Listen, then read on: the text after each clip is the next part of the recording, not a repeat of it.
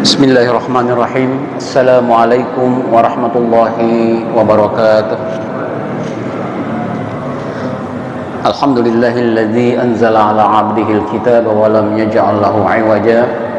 Wassalatu wassalamu ala asyrafil anbiya'i wa imamil mursalin sayyidina Muhammadin wa ala alihi wa sahbihi ajma'in. Wa ba'd. Qala Allah ta'ala fil Qur'anil azim, a'udzu billahi minasyaitonir rajim. Ma yuridullahu liyaj'ala 'alaikum min haraj walakin yuridu liyutahhirakum tathhira. Wa qala aidan fihi rijalun yuhibbuna an yatatahharu wallahu yuhibbul mutahhirin. Shadaqallahul azim. Bapak Ibu kaum muslimin dan muslimat jemaah salat maghrib Masjid Raya Bani Umar, alhamdulillah kita dipertemukan lagi oleh Allah Subhanahu wa taala dalam majelis yang mulia ini. Setelah menunaikan salah satu kewajiban kita melaksanakan sholat maghrib, kita lanjutkan dengan kajian yang merupakan peralihan dari kuliah Ahad sebagaimana telah disampaikan sebelumnya. Insya Allah hari ini kita akan membahas rahasia-rahasia tentang kesucian. Ini sebenarnya di dalam Ihya Ulumuddin itu merupakan bab awal ya. Setelah apa? Karena menjadi pintu di dalam segala amal ibadah kita. Kesucian adalah kunci dari segala macam ibadah. Bapak Ibu kalau mau ibadah sholat tentu kita akan diwajibkan untuk berwudu ya. Ketika kita hendak bertawaf ya. Dan termasuk di dalamnya pembahasan kesucian ini adalah kesucian zahir maupun kesucian batinnya. Allah Subhanahu wa taala berfirman, "Ma yuridullahu liyaj'ala 'alaikum min haraj." Allah tidak ingin memberikan kesulitan atau kesempitan kepada kita, kepada kalian. Apa maksudnya? Bahwa ajaran-ajaran Islam ini insya Allah kita bisa lalui tanpa kesulitan. Jadi kalau ada merasa kesulitan dalam melaksanakan syariat, sebenarnya ada yang keliru di sana. Apakah pemahamannya yang keliru atau pengamalannya yang keliru? Itu yang dalam ayat ini disebutkan seperti itu. Walakin yuridu liyutahhirakum, tetapi Allah ingin mensucikan kalian. Allah ingin kita ini suci bersih. Suci secara zahir dan juga suci secara batiniah. Allah memuji orang-orang yang senantiasa mensucikan diri.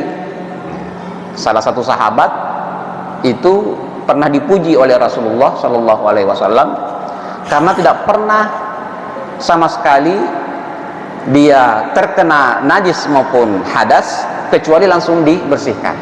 Jadi kalau kena najis langsung disucikan, dibersihkan. Kalau batal wudunya langsung wudu, ya. Kalau hadas besar langsung mandi. Ya. Itu adalah orang-orang yang dipuji oleh Allah Subhanahu Wa Taala. Wallahu yuhibbul mutahhirin. Allah mencintai orang-orang yang senantiasa mensucikan diri. Jadi insya Allah kita akan bahas pada kesempatan ini. Dan sabda Rasulullah Sallallahu Alaihi Wasallam, "Miftahus salati at-tahur." Ya, miftahus salat, ya, at-tahur. Ya, dan baca at-tuhur. Kunci daripada salat itu adalah kesucian. Jadi jangan coba-coba salat adalah bersih ini habis mandi tapi tidak wudu. Nah, itu juga keliru. Nanti ada rahasia-rahasianya. Wa anhu sallallahu alaihi wasallam buniyad dinu 'alan nadzafah. Agama kita ini dibangun atas kebersihan. Makanya sebenarnya mengherankan kalau negara muslim seperti Indonesia ini kok ternyata tidak memelihara atau kurang memelihara kebersihan. Seakan-akan kebersihan ini nomor kesekian. Kita yang pengurus masjid kadang-kadang irit untuk mengeluarkan biaya kebersihan, terutama tempat wudhu dan toiletnya itu. Harusnya sebagaimana kita mewangikan karpet-karpetnya, mengindahkan bangunan-bangunannya, itu juga merupakan hal yang penting. Termasuk di pergaulan masyarakat, buang sampah sembarang tempat, ya. Kadang-kadang ya sudahlah. Padahal Rasulullah SAW mengatakan buniyad dinu ala an-nadzafah, kebersihan. Ya. Kemudian ya, at-tahuru atau at-tuhuru nisful iman. Suci itu adalah setengahnya iman. Jadi Bapak Ibu sekalian, jangan kita irit ya, udah beli sabunnya setengah saja ya, dan seterusnya. Padahal kebersihan ini adalah merupakan ya pertanda daripada keimanan kita ya. Nah, dalam kitab yang kita bahas ini ada 4 bagian yang terkait dengan kebersihan ya. Yang pertama adalah tathhirul zahir anil ahdas wa anil akhbas, membersihkan yang zahir badan kita ini dari dari hadas dan dari khabas ya. Mungkin kita menganggap bahwa hadas itu adalah najis batin ya, tapi kalau di sini hadas itu masih perlu dibersihkan dan itu masih termasuk kategori zahir. Nah, padahal yang biasa kita lihat zahir itu adalah najis-najis itu, khabas ya. Sementara hadas, baik hadas kecil maupun hadas besar, kita anggap najis batiniah atau kotoran yang inter di dalam, karena kan tidak kelihatan. Makanya orang kadang-kadang ada juga yang iseng, heran juga katanya umat Islam itu ya, bersentuhan misalnya batal wudhu, kok semuanya dibersihkan, semuanya dicuci, kaki wudhu, keluar habis dari buang air besar maupun air kecil, wudhu lagi. Kan bukan di situ tempatnya katanya ya, kenapa yang lain dicuci juga? Nah ini itulah yang disebut dengan syariat. Syariat itu tidak harus persis seperti yang dibayangkan oleh manusia. Makanya kenapa mazhab Syafi'i, Imam Syafi'i itu menjadikan air mustakmal, menjadikan ada yang namanya air mustakmal ya. Jadi kalau tidak cukup 2 kulah ya, maka bekas air wudhu kita itu tidak boleh dipakai untuk berwudhu lagi, apalagi bekas wudhu orang ya, terpercik juga begitu tidak boleh. Dan itu mazhab Syafi'i. Yang lain tidak, yang lain tidak masalah ya. Yang mengenal mustakmal ini adalah mazhab Syafi'i. Pernah ditanya kenapa, dalilnya adalah salah satu hadis Rasulullah SAW ya, menceritakan bahwa ketika seseorang itu berwudu, maka kotoran-kotoran itu terlihat berjatuhan dari anggota badannya ya. Cuma kita tidak lihat kan. Nah, seakan-akan ketika kita berwudu itu kotoran-kotoran dalam diri kita itu keluar, tersucikan oleh air wudu itu, sehingga bekasnya juga tidak bisa dipakai untuk bersuci lagi. Nah kalau kita kan matanya tidak bisa melihat itu ya. Nah jadi itu tathhir, mensucikan secara zahir dari hadas dan dari khabas. Dari hadas dengan wudu dan mandi, dari khabas dengan mensucikan sampai dengan bersih. Yang kedua adalah tathhirul jawarih anil jaraimi wal asan. Kita harus membersihkan anggota badan kita dari ya, perbuatan-perbuatan jahat, perbuatan-perbuatan buruk. Nah, itu juga pembersihan. Jadi kalau kita mengkeep, ya, tidak, tadinya sudah mau memukul tidak jadi, tadinya sudah mau mengucapkan kata-kata yang buruk tidak jadi. Nah, itu termasuk kita membersihkan anggota badan kita, mengkeep, ya, menjaga jangan sampai melakukan dosa. Ya. Yang ketiga adalah tathhirul qalbi anil akhlaqil mazmumah. Jadi tadi ya, pensucian anggota, pensucian dari hadas dan najis, pensucian dari al-jaraim itu tindak kejahatan, tindak keburukan. Kemudian tathhirul qalbi, mensucikan hati. Nah, ini yang agak-agak sulit, ya. Kalau kita marah, walaupun tadi tidak jadi mukul, ya, karena sudah tathhirul jawarih, anggota badan kita sudah kita batasi, tapi hati masih ngedumel, hati masih Nah, itu juga mengindikasikan bahwa hati kita itu masih perlu dibersihkan. Ya. Dengan bagaimana caranya? Ya, tentu saja dengan menjaga hati kita, memperbanyak zikir, memperbanyak istighfar, ya. Kemudian membiasakan akhlak-akhlak yang baik, ucapan-ucapan yang baik, ya, perkataan-perkataan yang baik, dan juga pikiran-pikiran yang baik. Nah, yang paling tinggi, jadi ada 4 tadi ya, adalah tathhirus sir amma siwallahi ta'ala, membersihkan sir. Nah, jadi setelah kalbu, ada sirnya lagi yang lebih kecil. Nah, inilah yang Bapak Ibu sekalian, mengapa kita pilih kitab ini, karena memang ada hal-hal yang sangat rahasia dalam diri kita yang hanya mungkin kita yang tahu, dan itu perlu dibersihkan. Sehingga apa? Ketika kita sudah membersihkan sir kita, tidak ada lagi obsesi, tidak ada lagi tujuan, tidak ada lagi pikiran macam-macam kecuali hanya kepada Allah Subhanahu wa Ta'ala. Inilah sebenarnya kesucian yang paling tinggi. Saya kira kita mungkin kita bisa level 1, ya. Tadi insya Allah bapak-bapak di sini, ibu-ibu, sudah tidak ada lagi yang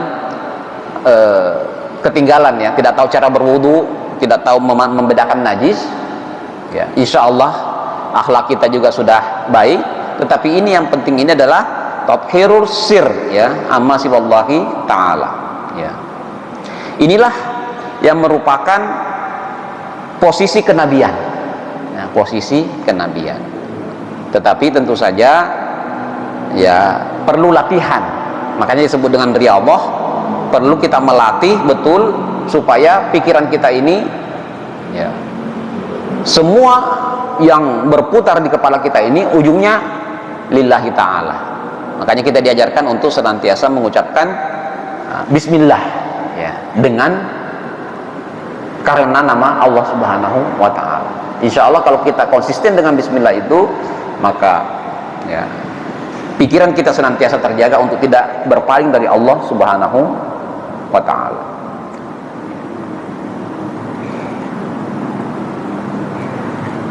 Nah, kita mencoba untuk yang pertama tadi, ya, menjaga atau membersihkan diri kita dari kotoran-kotoran itu. Di sini disebutkan ada beberapa, ya, ada beberapa kotoran atau najis yang perlu kita bersihkan, ya. Di sini disebutkan al-a'yanu salasatun. Sebenarnya semua benda-benda yang ada di dunia ini terbagi 3, ya. Jamadat itu adalah benda-benda karpet, ya, plastik, jamadat itu namanya. Benda padat, kira-kira begitu, ya, benda padat. Itu satu. Kemudian yang kedua adalah hayawanat, hewan-hewan. Kemudian ajza'u hayawanat, bagian-bagian daripada hewan. Jadi bagaimana hukum al-jamadat ini? Di sini disebutkan fatahiratun kulluha. Jadi Bapak kalau megang plastik tidak usah cuci, maksudnya tidak usah dicuci lagi untuk ketika sholat. Oh, tadi saya megang botol, nah, tidak perlu dicuci. Kenapa? Karena semua benda-benda ini adalah suci. Bapak megang tanah, kecuali kalau nanti tercampur ya, ya ini masih murni nih, masih murni. Nah, itu adalah kulluha tahiratun illal khamar, kecuali khamar, ya. Dan wa kullu muskirin, dan setiap yang memabukkan. Nah, jadi kalaupun kita punya minuman, dulu ada yang suka membuat air tape ya. Air tape itu dibikin untuk memabukkan. Nah, kalau sudah memabukkan itu sudah berarti dia sudah najis, ya, sudah kotor dia. Demikian juga dengan hewan-hewan, wal hayawanatu tahiratun illal kalb wal khinzir. Jadi kalau bapak pegang kucing itu tidak masalah, pegang ayam tidak masalah, ya. Semua hewan-hewan ini adalah suci, kecuali apa? Al kalb wal khinzir, anjing dan babi, ya. Nah, ini dalam keadaan hidup, ya, keadaan hidup ya. Jadi bukan kucing mati. Nah, kalau kucing hidup, ayam hidup, nah semuanya tidak najis, tahirah, kecuali anjing dan babi. Faiza matat, apabila hewan-hewan ini mati, fakulluha najasah, maka semuanya menjadi najis, ya. Illa khamsatan, kecuali illa khamsatun, kecuali 5, ya, kecuali 5 yang meninggal itu tidak menjadi najis. Nah, jadi Ibu sekalian, kajian atau kitab Ihya Ulumuddin yang kita pelajari ini itu sebenarnya adalah pelajaran fikih, tetapi dibahas dalam perspektif tasawuf, ya. Jadi tidak semata-mata hanya fikih. Kalau fikih itu kan makruh, wajib, haram, ya. Kalau ini tidak seperti itu, ya. Selalu ada muatan-muatan spiritualnya. Nah, yang pertama, apa yang mati tapi tidak bernajis? Yang pertama adalah al-adami, jasad manusia yang meninggal dunia, ya. Jadi kalau kita pegang itu tidak najis, dan dia bukan najis, walaupun kita disunnahkan supaya nanti setelah pulang itu mandi, ya, membersihkan diri. Yang kedua, as-samak, ikan. Nah, ikan juga begitu, kalau mati, ini saya kira sudah ini Bu ya. Kita jarang membeli ikan dalam keadaan hidup, kecuali ikan mas, ya, ikan lele. Wal jarad, dan belalang dan sejenisnya. Nah, belalang ini ya hewan yang tidak punya darah, ya, tidak ada darahnya, itu belalang. Kemudian wadudut tufah, ya, ulat-ulat buah itu juga kalau mati tidak menjadi najis. Kemudian wa kullu ma laisa lahu nafasun, semua yang tidak, ya, memiliki darah yang mengalir, ya, kazubab, ya, wa ghairuha fala yanjisul ma. Jadi serangga-serangga ini kalau datu itu tidak bernajis, ya. Serangga-serangga itu kalau jatuh kepada air misalnya, itu tinggal kita buang serangganya, baru kita bisa pakai bersuci atau pakai minum. Nah, bagian hewan itu, wa amma jazaa'uhal hayawanat, bagian-bagian hewan yang merupakan ini kalau terpisah, ya, terpisah daripada badannya itu, maka ada dua macam. Kalau dipotong dalam keadaan hidup, fa hukmuhu hukmul mait, ya, masuk kategori mati, ya, berarti dia adalah najis, ya. Wasya'ru, sedangkan bulunya, kukunya itu la yanjas, tidak bernajis, ya, tidak bernajis. Kemudian ar-ratubat al-kharijatu min batnihi fa kullu ma laysa mustahilan wala lahu maqar fa huwa tahirun, ya. Kadam'i wal uruq, ya, air matanya itu, ya, hewan itu juga tidak bernajis, keringatnya juga tidak, ya tadi hewan-hewan itu ya, hewan-hewan yang biasa, kecuali anjing dan babi tadi.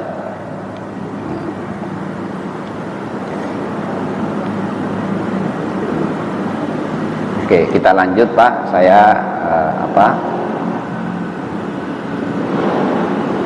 Kita lanjut kepada taharatul ahdas, ya, membersihkan hadas.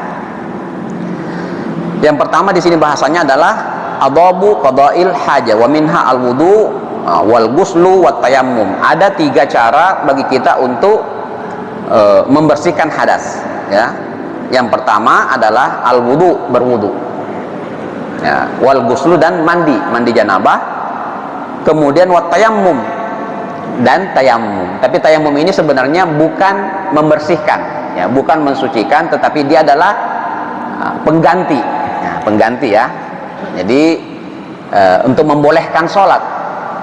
Jadi Bapak Ibu kalau tidak sempat untuk berwudu, tidak ada air maksudnya ya, tidak ada air, mau mandi tidak ada air, atau penyakit, ya, di daerah yang dingin sekali. Bapak Ibu kalau mandi di musim dingin, apalagi tidak ada pemanas, itu bisa sakit, ya.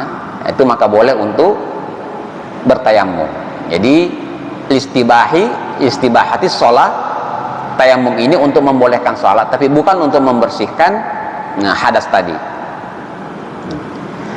Wa yataqaddamu hal istinja. Tetapi wudu, mandi dan tayamum itu harus didahului oleh istinja. Istinja itu ada apa? Ya, apa bahasa Betawinya itu? Cebok ya, bahasa Indonesianya ya. Jadi kalau baik buang air kecil maupun buang air besar, tidak boleh langsung wudu. Jangan langsung wudu ya. Ya, tetapi itu bersihkan dulu, ya, kemudian kita berwudu. Jadi di situ ada akhbas, ya, ada kotoran-kotoran tadi. Nah, kemudian baru boleh kita berwudu.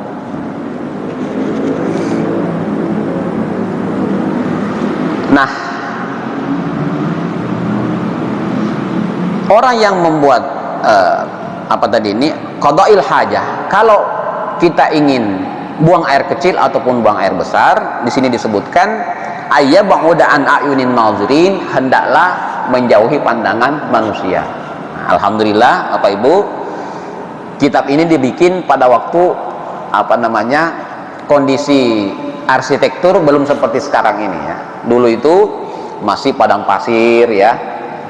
Saya kira bapak-bapak di sini yang senior itu kalau di kampung ya masih merasakan bagaimana qadaul hajat itu, buang hajat itu di tengah sawah, di sungai, di pasir ya. Nah, walaupun di situ, tetapi kita harus menjauhi dari pandangan manusia. Jadi carilah tempat, ya, kadang-kadang dibuatkan bilik-bilik begitu ya. Sampai kemudian ditemukanlah itu pot untuk WC itu. Saya ingat pertama kali ditemu itu bikin semen. Ya, masih kecil saya waktu itu. Kalau bapak-bapak mungkin masih lebih lama lagi tidak merasakan itu. Ya. Nah sekarang alhamdulillah, walaupun kita di sini ya di sebelah masjid kita ini ada juga di situ tempat. Tapi karena tidak ya tertutup dari pandangan manusia, jadi sudah memenuhi syarat, ya, memenuhi syarat. Wa alla yastaqbilal qiblah, jangan sampai menghadap kiblat ya. Ini makanya kadang-kadang bentuk WC itu tidak simetris dengan pintunya. Nah itu berarti orang ini ngerti, ya, saya kira kalau kita yang mendesain rumah, bilang sama arsiteknya, Pak, nanti bentuknya itu jangan sampai menghadap kiblat, miring aja kalau bisa menghadap ke sini. Bagaimana kalau pintunya tidak pas? Ya sudah, tidak apa-apa. Daripada kita tidak beradab. Sebenarnya tidak terlarang ya. Jadi adab ini adalah sesuatu yang merupakan etika kita. Masa buang hajat menghadap kiblat ya, jadi tidak, atau membelakanginya ya, tidak boleh yastaqbilul qiblah wala yastadbiruha ya. Kemudian wa alla yabula fil ma'ir raqid, janganlah membuang air kecil itu di dalam air yang tidak mengalir. Pada waktu anak-anak biasanya Pak ya, biasanya itu anak-anak itu kalau ada apa di situ, wah lebih senang ya. Kelihatan gitu ya, kelihatan hasilnya kalau nembak ke situ ya. Tapi itu tidak dilarang. Kenapa? Karena air yang tidak mengalir ini khawatirnya ya nanti dipakai orang cuci kaki, padahal sirkulasinya tidak ada. Alhamdulillah di Indonesia, apalagi di Jawa Barat ini ya, di daerah Bogor ke sana itu ada rumah-rumah itu airnya mengalir terus ya, mengalir terus. Salah satu rahmat Allah Subhanahu wa taala kepada kita. Ya. Kemudian jangan menantang arah angin juga. Ya, arah angin. Jadi takutnya berbalik. Ya, berbalik seperti itu. Jadi banyak adab-adabnya saya kira dalam pelajaran fikih itu sudah kita pelajari semua ya. Ini sedikit refresh aja. Kemudian wa alla yastazhiba syai'an alaihi ismullahi ta'ala. Jangan menyertakan dalam dirinya sesuatu yang ada nama Allah. Makanya Bapak Ibu hati-hati ya. Cincin ya, kadang-kadang cincin itu tulisannya Allah. Nah, itu nggak boleh masuk kamar mandi, itu nggak boleh masuk toilet. Itu tidak beradab. Sekarang ini karena kita ada zaman digital ya, Bapak Ibu sekalian, kadang-kadang kita karena memang senang ya, layar HP ini itu lafzul jalalah, nama Allah, Muhammad begitu. Nah, dunia digital ini sebenarnya mewakili dunia nyata ya, walaupun hanya sementara saja, sekilas saja. Ada juga yang ringtone-nya ya, kalau ditelepon langsung bunyi ayat ya. Di WC ada yang telepon bunyi ayatnya itu. Allah, jadi hati-hati ya. Memang bagus, tidak masalah, tetapi ketika itu kita harus hati-hati, jangan sampai kalau ke tempat-tempat seperti itu bunyi ya. Nah, bahkan kalaupun itu adalah Al-Quran, ini banyak ustadz-ustadz di sini ya, kalau bunyi ringtone Al-Quran, ayat Al-Quran, adabnya adalah selesaikan satu ayat ya, jangan di tengah-tengah dipotong ya. Alhamdulillah, halo, wah, itu belum selesai satu ayat itu.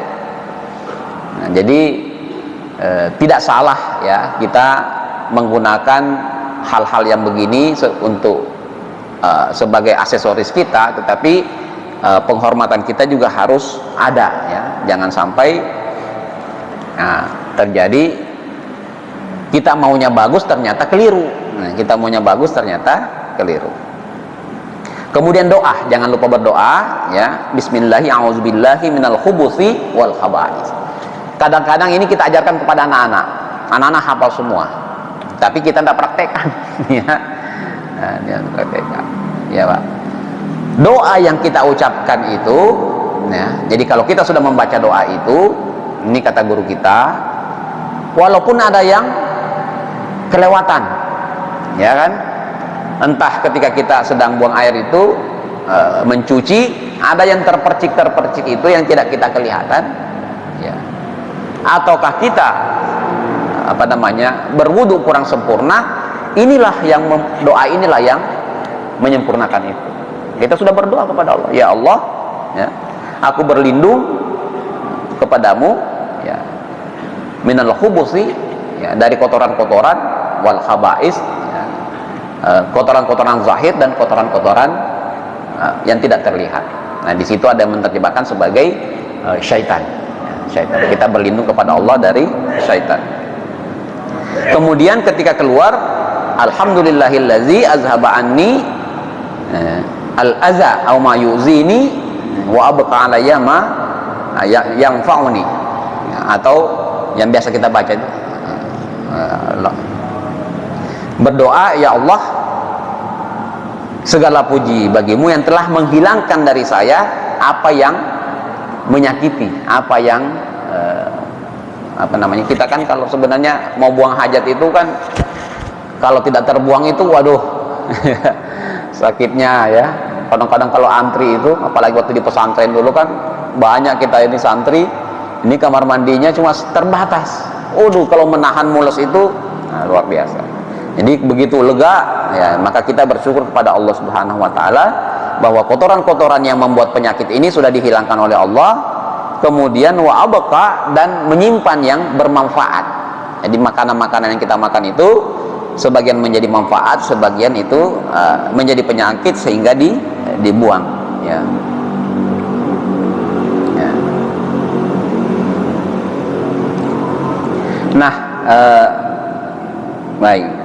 Setelah kita selesai istinja, barulah kita berwudu, ya, berwudu untuk sholat. Bahkan berwudu untuk sekedar terlindung dari hadas tadi, ya. Usia-usia kita seperti ini, Bapak Ibu sekalian, alangkah indahnya kalau begitu hadas wudu, begitu hadas wudu. Alhamdulillah Indonesia ini termasuk negara yang tidak kekurangan air, tidak kekurangan, banyak sekali air. Kalau di tempat-tempat yang di sana itu susah airnya. Alhamdulillah kita di Indonesia ini gampang air, sehingga apapun setelah kita istinja tadi langsung berwudu. Ini merupakan adab, ya. Apalagi kalau kita mau sholat itu merupakan kewajiban. Wa yabtadi'u bis-siwak. Nah, ini siwak. Jadi dan dihahului oleh siwak. Kita ini karena apa? Biasanya diganti dengan sikat gigi. Ya, sikat gigi ini diganti karena kita tidak memiliki pohon siwak itu, ya. Nah, jadi supaya kebersihan mulut ini terjaga. Summa yajlisu lil wudu mustaqbilal qiblah. Nah, Bapak Ibu, walaupun di sini mengatakan yajlisu lil wudu, duduk untuk berwudu. Dulu kita sudah praktekkan. Bapak-bapak yang pernah dulu berjuang di masjid pada zaman dulu itu, kita selalu membuat tempat duduk untuk berwudu. Tapi ternyata karena kita ini melimpah airnya itu agak kurang efektif, kurang efektif. Ketika wudhu, apalagi bekas orang, itu kadang-kadang airnya nyiprat ke tempat duduk itu, sehingga tidak bisa lagi. Ketika kita duduk, justru kita pakaiannya basah. Makanya sekarang masjid-masjid modern itu sudah standing, ya. Mau di Istiqlal, mau di Bani Umar, itu standing semua. Ya, ini karena perubahan kondisi dan situasi, ya. Jadi jangan kita juga memaksakan. Ini kata Imam Ghazali duduk, ya. Nah. Baik. Kemudian wa yusammi, kemudian membaca basmalah, membaca bismillah, kemudian mencuci kedua tangan, ya seperti yang kita biasa lakukan saat ini, ya.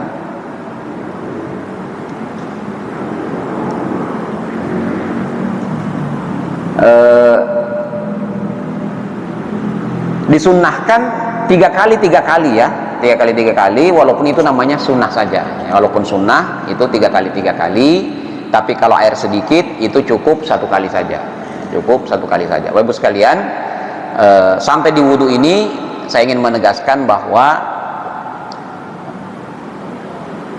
sunnah-sunnah ini kalau airnya sedikit tidak perlu dilaksanakan semua, ya. Kadang-kadang Bapak Ibu habis untuk berkumur-kumur airnya, ya, padahal kumur-kumur ini sebenarnya adalah sunnah, ya. Jadi kalau kepepet air sedikit, misalnya kita lihat di galon ini, itu biasanya kalau di kampung itu dulu pakai teko, ya.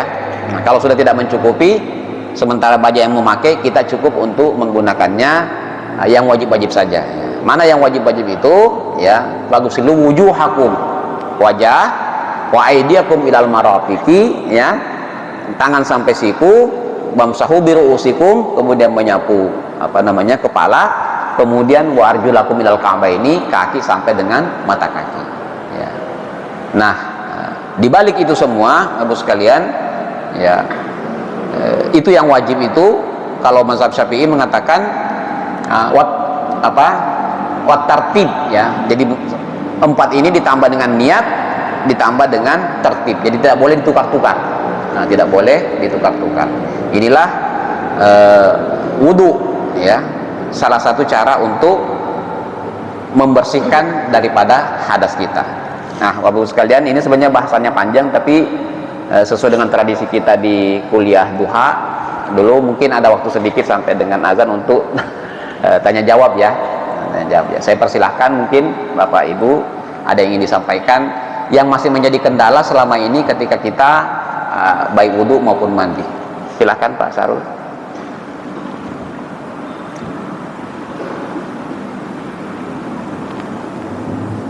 Assalamualaikum warahmatullahi wabarakatuh. Waalaikumsalam warahmatullahi wabarakatuh. Terkait dengan yang bercerita tadi itu, Ya. rawan banget itu kalau itu menjadi nasi gitu ya. Kalau misalnya saya sedang membasuh piring, terus airnya kena baju saya, apakah itu jadi nasi semua? Atau mungkin saya sedang membasuh muka, kena kaki, apakah itu tidak diperbolehkan? Yang pertama itu. Yang kedua, terkait dengan kalau kita ingin berwudu supaya bisa sampai pagi itu dalam keadaan tidur berwudu, tapi kan sering berulang dengan istri. Kalau saya lihatnya menurut Imam Hanafi boleh nggak? Tidak menurut Imam Syafi'i. Terima kasih. Assalamualaikum warahmatullahi wabarakatuh. Waalaikumsalam warahmatullahi wabarakatuh. Bapak Ibu sekalian, memang di Indonesia ini kita mayoritas itu bermazhab Syafi'i ya, bermazhab Syafi'i itu karena guru-guru kita juga mempelajari itu dan mengajarkan kepada kita seperti itu. Nah, termasuk tadi yang mustakmal itu. Jadi jangan tolong diperhatikan ya, bukan najis. Mustakmal itu bukan najis ya. Ya. Hanya suci tapi tidak mensucikan ya. Dia masih bisa dipakai misalnya mau ngepel mau apa, tapi bukan untuk wudhu dan mandi ya, bukan untuk wudhu dan mandi. Dan itu adalah mazhab Syafi'i ya. Mazhab yang lain tidak. Jadi kalau kena baju tidak masalah. Yang dalam konsep mustakmal ini, di sini kita ember ya, ember kecil, wudhu di situ, keciprat lagi, atau kita mandi keciprat lagi kepada ember yang tidak mencapai 2 kula. Nah, maka itu tidak bisa dipakai berwudu lagi ya. Jadi dipakai orang, bekas orang kena wudu atau ke bekas kita, itu tidak bisa lagi dipakai orang apabila airnya tidak mencapai 2 kula. Berapa 2 kula itu? 1 hasta seprapat, panjang kali lebar kali tinggi ya. Panjang kali lebar kali tinggi ya segini. Tidak banyak juga sebenarnya Pak, tidak banyak juga ya. Nah, jadi kecipratan wajah tidak apa-apa ya, jangan ini najis enggak ya.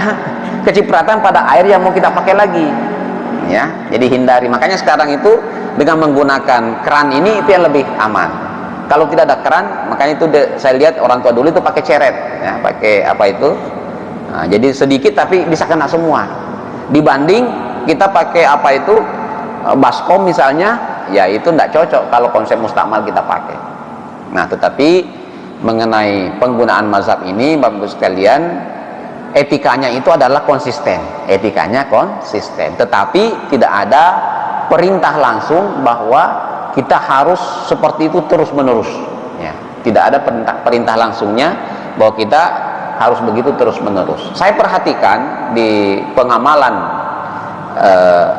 ibadah kita di Indonesia ini itu campur-campur juga ya. Tidak sepenuhnya ya, tidak. Saya lihat kalau wudhu ada yang pakai ya mazhab Syafi'i itu biasanya itu cukup 3 lembar gini ya, karena itu sudah sah. Nah, tapi kebanyakan lebih senang pakai Maliki, udah ya, sampai ke belakang ya. Hanafi lebih banyak lagi ya kan. Nah, padahal 3 lembar itu cukup. Nah, mengenai bersentuhan sama kasusnya ya.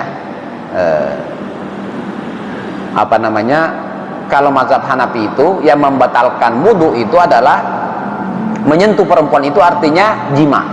Jadi lamastumun nisa itu adalah menyentuh dalam tanda kutip, berjima. Jadi kalau sentuhan tidak apa-apa. Kalau mazhab Maliki selama tidak ada rasa ya.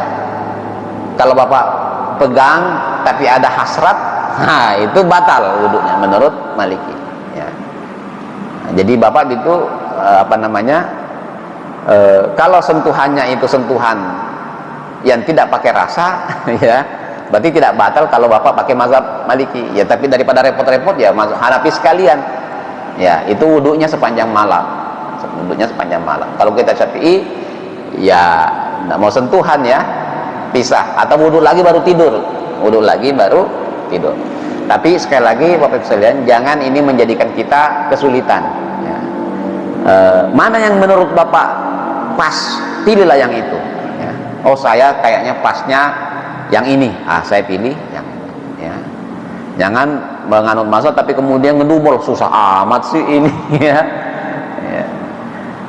Banyak Pak bedanya itu mazhab itu, dan itu saya kira menarik. Baik dalam jumlah sholat Jumat misalnya, itu Syafi'i harus 40 ya, yang lain boleh tidak sampai 40. Nah jadi kalau ditanya, saya melihat pengamalan kita ini tanpa sengaja itu sudah campur-campur ya, jadi dan tidak ada perintah langsung untuk melarang lintas mazhab ya. Jadi silahkan Bapak, apalagi Bapak sudah ngaji bertahun-tahun ya, sudah dengar pendapat Hanafi, pendapat Maliki ya, mungkin Bapak melihat oh ini yang saya mau ikuti ya. Jadi tidak ada kewajiban kita untuk ketat dalam satu mazhab, cuma etikanya ya, etika bermazhab itu ya seperti itu. Itu barangkali Pak ya. Ada lagi atau ibu-ibu?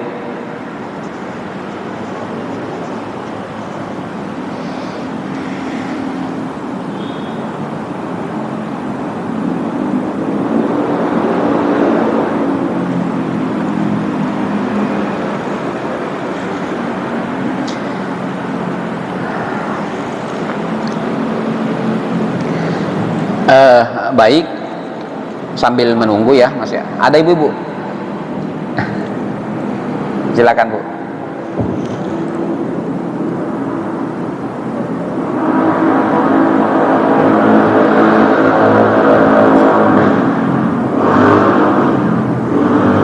Assalamualaikum Ustaz. Waalaikumsalam, silakan. Nanya tentang kucing kan kalau bangku itu nggak bercebok. Terus kalau kita sholat dia ada di depan sejadah. Gimana? Itu aja. Terima kasih. Assalamualaikum warahmatullahi wabarakatuh. Waalaikumsalam warahmatullahi wabarakatuh. Bapak Ibu sekalian, kucing ini oleh Nabi dikatakan suci ya, karena dia adalah apa namanya, selalu ada bersama kita ya. Itu teman daripada manusia ya, teman. Jadi kadang-kadang dia duduk di situ, bahkan di sejadah ya, atau di samping kita ya. Jadi selama bukan ainnya ya. Jadi kalau bulunya tadi kan itu suci ya, bulunya suci, kemudian kukunya suci, semuanya suci, kecuali kalau dia buang di situ ya, BAB atau BAK di situ ya baru najis. Tapi kalau hanya bulunya saja itu enggak ya. Jadi termasuk ibu ulus-ulus itu tidak perlu ya, tidak tidak menghalangi kita untuk sholat ya. Cuma dari segi kesehatan memang kalau kucingnya kurang bersih itu takutnya ada kuman ya, atau ada kutu misalnya ya. Tapi itu tidak ya, tidak apa-apa.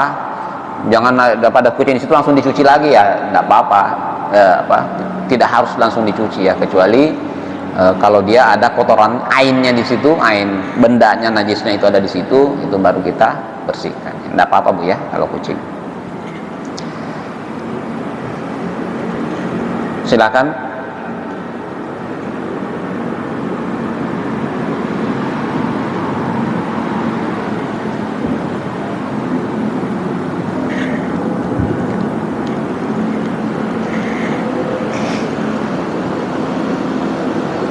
Mungkin ada tambahan dari Ustaz.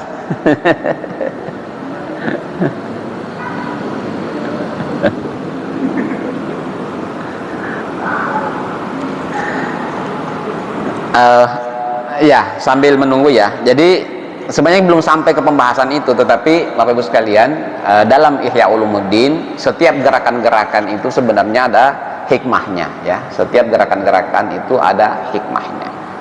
Jadi kalau kita membasuh tangan itu adalah kita supaya tangan kita ini tidak tergoda ya, kita bermohon kepada Allah Subhanahu wa taala. Kalau tangan kanan itu supaya kita senantiasa menggunakan tangan ini untuk menolong orang, untuk berbuat baik. Ya. Jadi kalau tangan kiri itu kita berlindung kepada Allah dari hal-hal buruk dari tangan kita. Ketika kita berkumur-kumur, itu sebenarnya kita ingin supaya lisan kita ini tidak lagi ya mengucapkan kata-kata yang buruk. Ya. Ketika kita membasuh wajah kita, ya itu ada doanya sebenarnya, tetapi doa ini adalah doa ijtihadi ya, tidak didapatkan riwayatnya. Tapi guru kita menginginkan dalam hati kita berdoa, ketika membasuh wajah itu kita berdoa, ya Allah, jadikanlah wajahku ini putih bersinar ketika wajah-wajah orang saleh itu putih bersinar. Nah, dan janganlah jadikan wajahku ini hitam kelam ketika orang-orang yang berdosa nanti itu wajahnya hitam kelam. Nah itu ada semua doa-doa. Ya. Ketika mencuci apalagi kaki, ya biarkanlah kaki ini melangkah kepada tempat-tempat yang kau sukai, ya, ke masjid, ke tempat membantu orang, ke tempat usaha yang halal. Dan ketika kaki kiri supaya menghindari, janganlah kaki ini melangkah kepada tempat-tempat yang tidak diridhoi oleh Allah Subhanahu wa taala. Ya, seperti itu. Telinga juga begitu. Ya. Ya Allah, jadikanlah pendengaranku ini ya mendengar hal-hal yang berguna. Mengikuti, mendengar, kemudian memahami, kemudian mengamalkan apa yang didengar oleh telinga saya ini, hal-hal yang baik, nasihat-nasihat yang baik. Nah, ketika telinga kiri, ya janganlah jadikan telinga ini ya mendengar hal-hal yang buruk, kemudian melakukan hal-hal yang buruk yang didengar itu. Ya, itu semua. Tetapi ini sekali lagi ini adalah ya doa-doa yang kita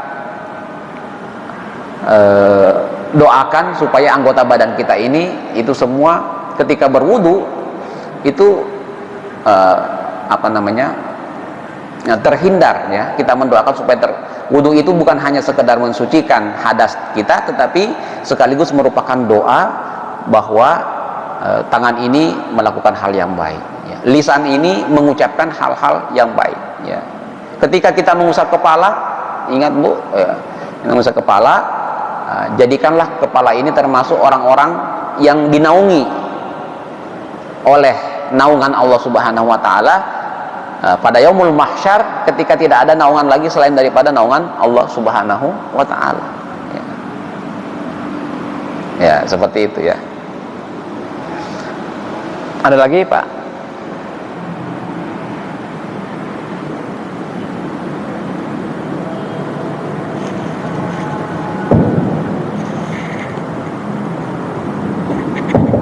Assalamualaikum warahmatullahi wabarakatuh, Ustaz. Iya, waalaikumsalam warahmatullahi wabarakatuh.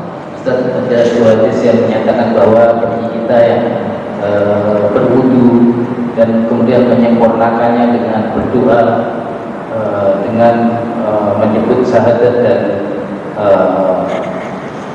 yang saya tahu asyhadu an la ilaha illallah wa asyhadu anna muhammadan abduhu wa rasuluh, Allahumma ij'alni minat tawwabin wa ij'alni minal mutatahhirin, maka baginya adalah surga dan bisa masuk dari 8 pintu surga dimanapun yang dia mau. Apakah hadis ini sahih dan kemudian wudu seperti apa yang bisa masuk kategori kita bisa masuk dalam 8 pintu surga itu, Ustaz? Terima kasih. Assalamualaikum warahmatullahi wabarakatuh. Waalaikumsalam warahmatullahi wabarakatuh. Baik, doa itu betul ya. Jadi disunahkan ketika kita selesai wudu, setelah syahadat, kemudian kita berdoa kepada Allah Subhanahu wa taala, Allahumma ja'alni minat tawwabin, orang-orang yang taubat dan orang-orang yang mensucikan diri ya. Kemudian menyempurnakan wudu. Ya tadi ya, siapa yang menyempurnakan wudunya. Jadi wudu itu Bapak Ibu sekalian, jangan kita wudu seperti orang yang dikejar-kejar. Itu ya. Ya, tenang ya. Wudunya itu bersih, kemudian sela-sela jari gitu ya, apalagi kalau yang berjenggot, jenggot di sela-sela seperti itu sempurna. Jangan ada yang tersisa. Jangan ada yang tersisa. Kalau ada anggota badan wudhu kita yang tidak terkena air wudhu, maka itu akan menjadi penyesalan kita, menjadi penyesalan kita. Tetapi ingat bahwa Allah Subhanahu wa taala Maha Pengampun. Jadi jangan juga ditakut-takuti, ya. Kamu kalau wudhunya tidak kena itu nanti itu dibakar api, ya tidak juga, ya, karena Allah Maha Pengampun. Apalagi kalau kita tidak sengaja, ya. Tetapi yang kita sesali adalah bahwa kita tidak sempurna, tidak mendapatkan pahala kesempurnaan wudhu tadi, ya, karena ada bagian-bagian yang tidak terkena air wudhu. Nah, Bapak sekalian, saya mendengar hadis itu, tetapi yang saya baca adalah yang tidak sampai kepada 8 pintu itu, ya, tidak sampai kepada bisa masuk surga dari 8 mana saja yang dia sukai, ya. Kalau yang hadis yang masuk surga dimanapun yang dia sukai itu adalah perempuan yang sudah melaksanakan semua kewajibannya kepada Allah Subhanahu wa taala dan juga kewajiban terhadap keluarganya, ya. Kalau ibu saleh, ya, menyenangkan suaminya, suami yang saleh tentu, ya. Jadi kalau suami yang tidak saleh, ya tentu saja bukan itu yang dimaksud. Ibu membaktikan dirinya kepada Allah Subhanahu wa taala juga, ya, membaktikan diri kepada keluarganya, itulah orang yang memilih untuk masuk surga di mana saja, ya. Tapi kalau wudhu tadi, Pak, itu yang kita baca itu sampai ujungnya. Nah, kalaupun ada, Bapak Ibu sekalian, dalam dalil-dalil agama kita itu ada yang memang bersifat majaz. Majaz itu artinya melebih-lebihkan, ya, melebih-lebihkan. Siapa yang berdoa kepada Allah di tengah malam kemudian menetes air matanya, maka itu terbebas dari api neraka misalnya, ya. Kan tidak juga seperti itu, ya, tidak juga seperti itu. Jadi ada hal-hal yang hiperbolik, ya, hiperbolik. Termasuk siksaan-siksaan juga, ya. Siksaan-siksaan juga. Siapa yang memakan riba, maka dia dosanya seperti berzina dengan keluarganya. Itu hiperbolik sebenarnya, hiperbolik. Jadi tidak, kalau gitu saya berzina aja katanya daripada riba, ya, tidak begitu, ya. Jadi kita memahami lafaz-lafaz dalil ini tidak harus tekstual, tetapi juga bermakna majaz, dan kemudian kita gabungkan dengan dalil-dalil umum yang lain yang lebih masyhur, yang lebih mutawatir. Baik Bapak sekalian, waktu sudah menunjukkan Isya. Kita akhiri dengan sama-sama membaca doa kafaratul majlis. Subhanakallahumma wa bihamdika asyhadu an la ilaha illa anta astaghfiruka wa atubu ilaik. Wal afu minkum. Wassalamu alaikum warahmatullahi wabarakatuh.